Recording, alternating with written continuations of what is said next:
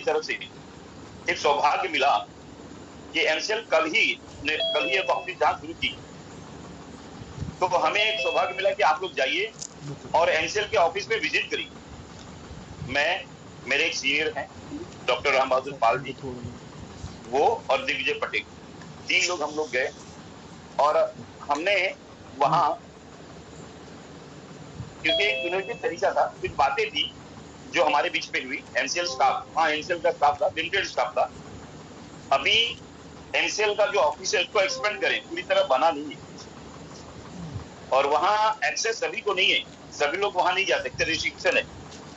जब जाओगे तो आपको गेट पे ही रोक दिया जाएगा, क्योंकि अगर आपके पास गेट पास है तभी अंदर आप जा पाओगे, नहीं तभी जा पाओगे। सभी के लिए वहां जाना कि आप चले जाओ और आपको एंट्री मिल जाएगा, तो ऐसा नहीं है।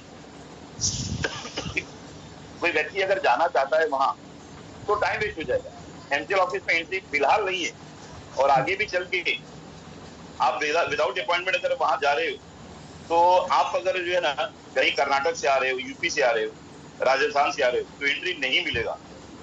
तो याद रखिएगा कि अगर जो है ना दूर से अगर जा रहे हो तो कहीं ना कहीं आपको जो है ये खाली हाथ वापस आना पड़ेगा। तो विदाउट जो है अपॉइंटमेंट मत जाइए।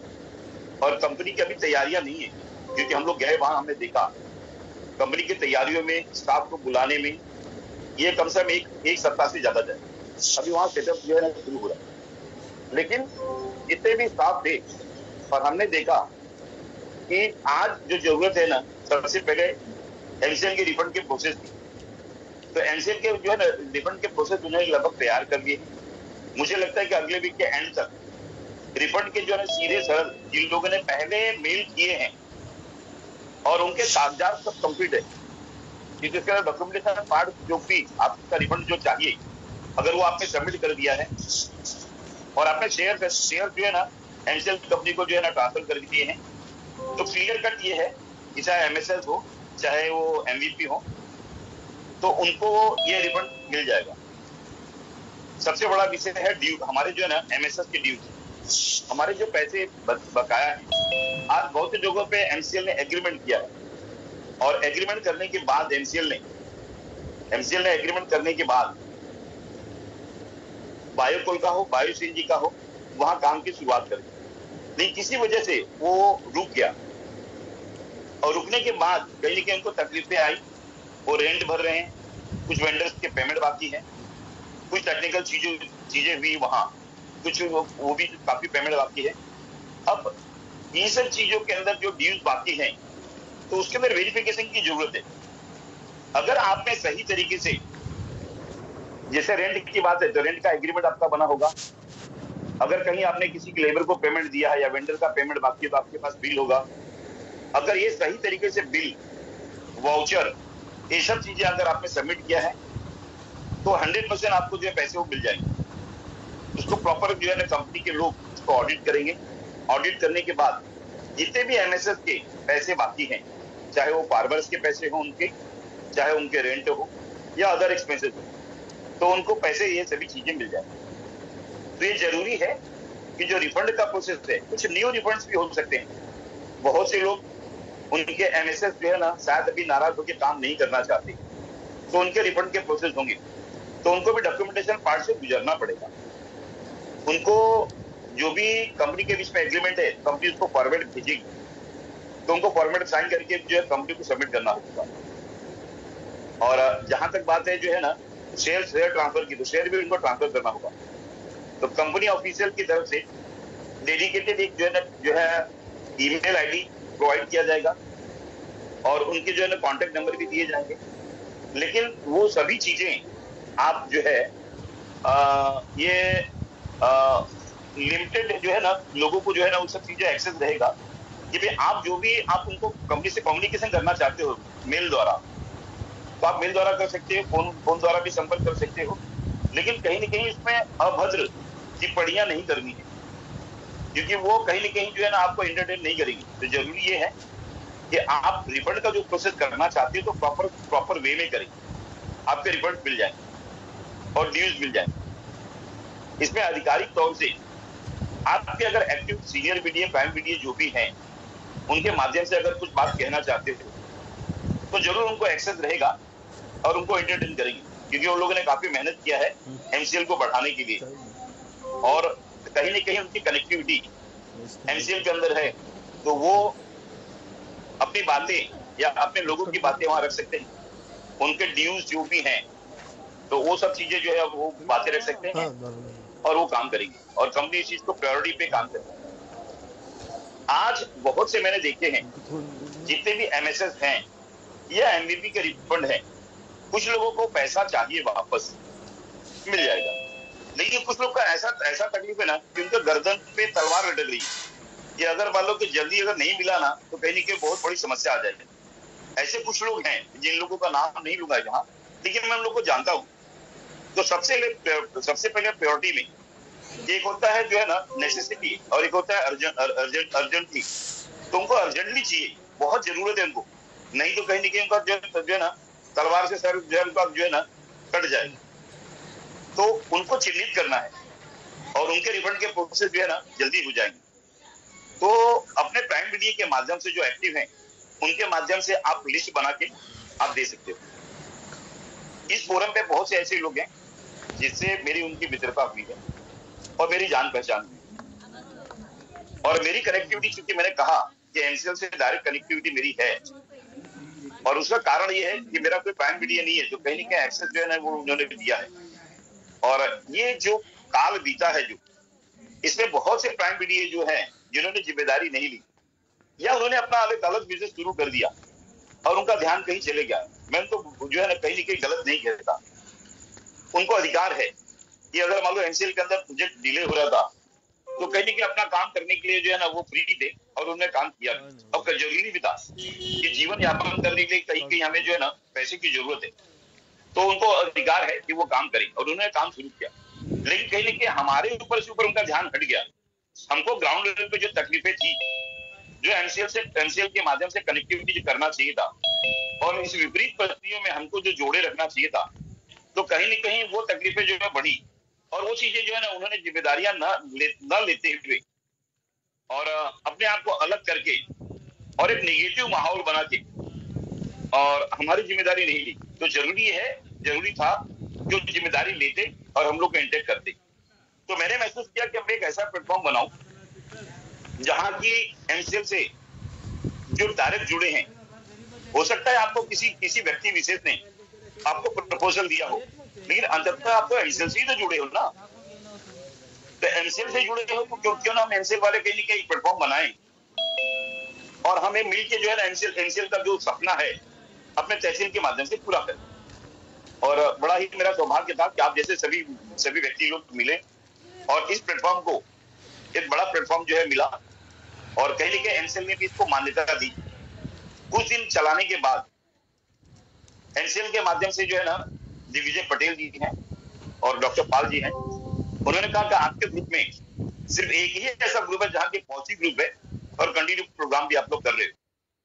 तो आप लोग जो कर रहे हो हम लोग अप्रिशिएट करते हैं, लेकिन इस ग्रुप के अंदर नेगेटिव लोगों को मत आने दीजिए, क्योंकि अगर नेगेटिविटी अगर फैलेगी हो सकता है कि बहुत से लोग नाराज हो सकते हैं प्रोजेक्ट डिले होने के कारण, लेकिन एमसीएल के विरोध में तो मत जाइए आप लोग।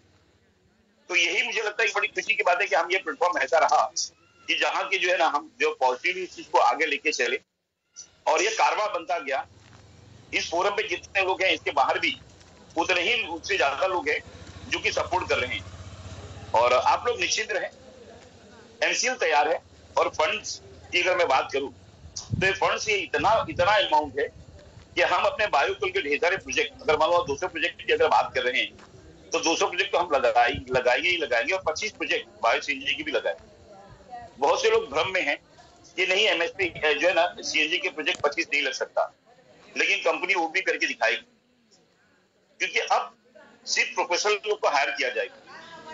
कंपनी सबसे पहले काम क्या करने वाली है, सबसे पहले कंपनी सैलरी देके सबसे पहले अपने एम्प्लॉयज को इकट्ठा करेगी, और सैलरी देके एम्प्लॉय को इकट्ठा करने के बाद उनको जो भी लोग आएंगे उनके पास, चाहे बायोकुल के जो है ना हमारे प्रोजेक्ट हो, उसके लिए मैंने देखा टेक्निकली वेरी स्ट्रॉन्ग, काफी टेक्निकली जो है ना आज बायोकुल जो है वायबल है कि नहीं है।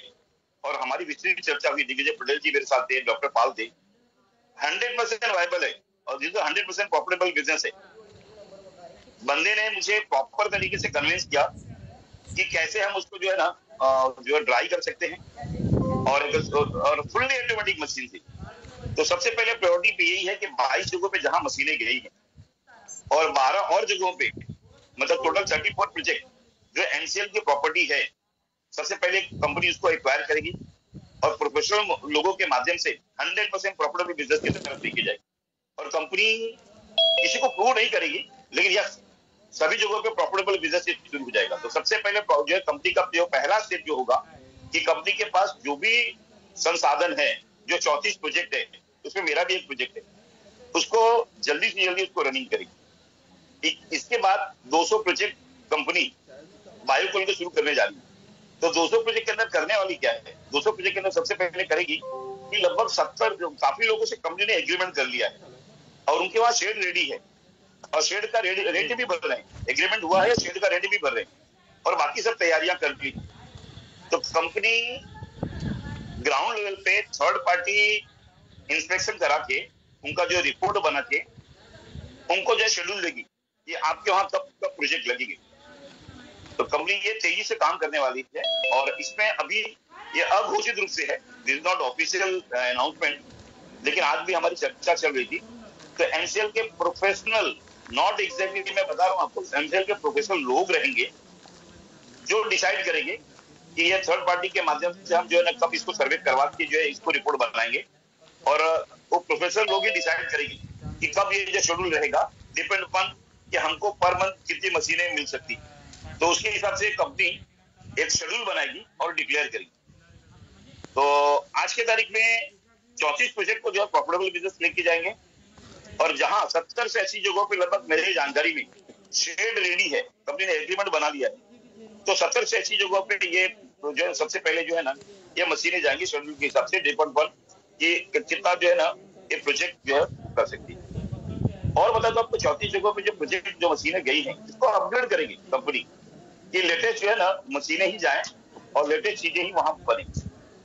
तो ये मैक्सिमम फुलेस्ट कैपेसिटी, ये फुल कैपेसिटी के माध्यम से, फुल कैपेसिटी के जो है ना तरीके से ये फैक्ट्री चले और वहां प्रॉफिटेबल बिजनेस हो। और 70 से 80 जगहों पे कंपनी उसके बाद जहां शेड रेडी है, जहां एग्रीमेंट बन चुके हैं, कंपनी उनके ड्यूज क्लियर करके और वहां जो प्रोजेक्ट लगाने की दिशा में जल्दी ही कार्य करें। और बाकी थर्ड चीज है इसमें कि जो लोग जो है जिनके वहां जो है ना मे भी आगे वो एग्रीमेंट उनका नहीं हुआ है, लेकिन उनके वहां शेड रेडी है, बहुत से ऐसे लोग हैं मैं जिनको जानता हूँ कि उनके वहां शेड रेडी है या उनके वहां जो है ना जमीनें रेडी है और उसका अप्रूवल चाहिए उनको, तो कंपनी उसके लिए भी रेडी है, जल्द से जल्द उसको अप्रूवल के लिए जाएगी और अप्रूवल के माध्यम से जो है ना उनको अप्रूवल देगी और जल्दी से जल्दी जैसे कार्य हो सकता है, डिपेंड अपॉन प्रोडक्शन।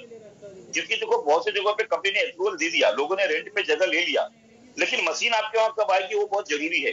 अगर मशीन आपके वहां जो शेड्यूल होती है 6 महीने बाद, तो 6 महीने के बाद आपको उसको जो है ना जो लेना है।